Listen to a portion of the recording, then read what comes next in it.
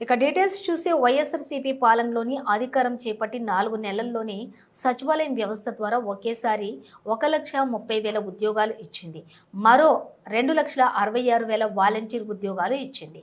ఆప్కాస్ ద్వారా మరో 96,000 ఉద్యోగాలు కల్పించింది. వైఎస్ఆర్సీపీ 5 ఏళ్ల పాలనలో ప్రభుత్వ పారిశ్రామిక ఎంఎస్ఎంఈల ద్వారా 40 లక్షల ఉద్యోగాలను కల్పించాం. ఒకసారి గమనించినట్లయితే వైఎస్ఆర్సీపీ పాలనలో మా పాలనలో ఎన్ని ఉద్యోగాలు ఇచ్చారు, ఎన్ని ఉద్యోగాలు వచ్చాయి అనేది ఒకసారి గమనించినట్లయితే కేవలం 4 నెలల కాలంలో వైఎస్ఆర్సీపీ ప్రభుత్వం 2019 జూన్లో ప్రమాణ స్వీకారం చేసాం.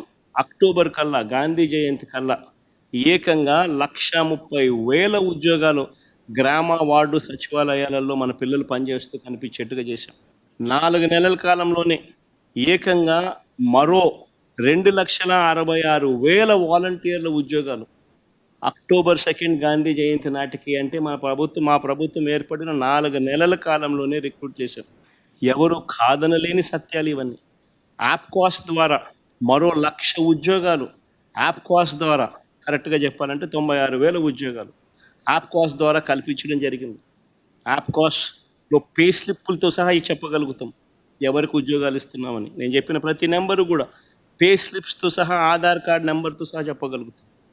గ్రామ సచివాలయాల్లో పనిచేస్తా ఉన్న పిల్లలైతేనేమి 1,30,000 పైచిలుకు పిల్లలైతేనేమి, 2,66,000 వాలంటీర్లు అయితేనేమి, ఆప్కాస్లో పనిచేస్తూ ఉన్న 96,000 మంది పిల్లలైతేనేమి, ఆర్టీసీ విలీనం ద్వారా 58,000 మంది ఆర్టీసీ ఎంప్లాయీస్కి రెగ్యులరైజ్ చేస్తూ వాళ్ళందరికీ తోడుగా ఉండే కార్యక్రమం అయితేనేమి, ఇవి కాక మిగిలిన కాంట్రాక్టు, మిగిలిన గవర్నమెంట్ ఉద్యోగాలన్నీ కూడా లెక్కేసుకుంటే అక్షరాల 5 సంవత్సరాల కాలంలో వైఎస్ఆర్సీపీ ప్రభుత్వ హయాంలో వివిధ సెక్టార్లలో గవర్నమెంట్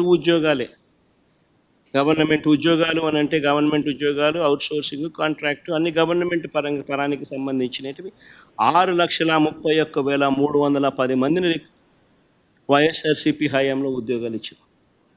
అదేవిధంగా లార్జ్ అండ్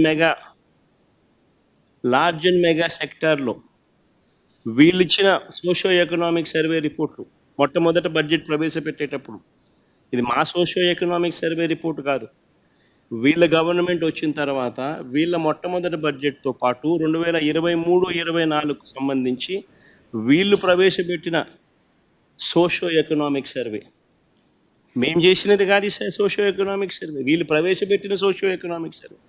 వీళ్ళ ప్రకారమే లార్జ్ అండ్ మెగా ఇండస్ట్రీస్లో 1,02,000 ఉద్యోగాలు ఇవ్వడం జరిగింది.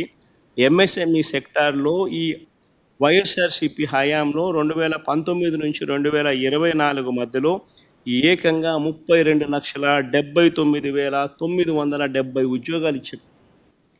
32,79,770 ఉద్యోగాలు ఎంఎస్ఎంఈ సెక్టార్లో ఆ 5 సంవత్సరాల్లో ఇవ్వడం జరిగింది. మొత్తంగా వైఎస్ఆర్సీపీ 5 సంవత్సరాల పాలనలో అటు గవర్నమెంట్ ఉద్యోగాలు అయితేనేమి, లార్జ్ అండ్ మెగా ఇండస్ట్రీస్లో అయితేనేమి,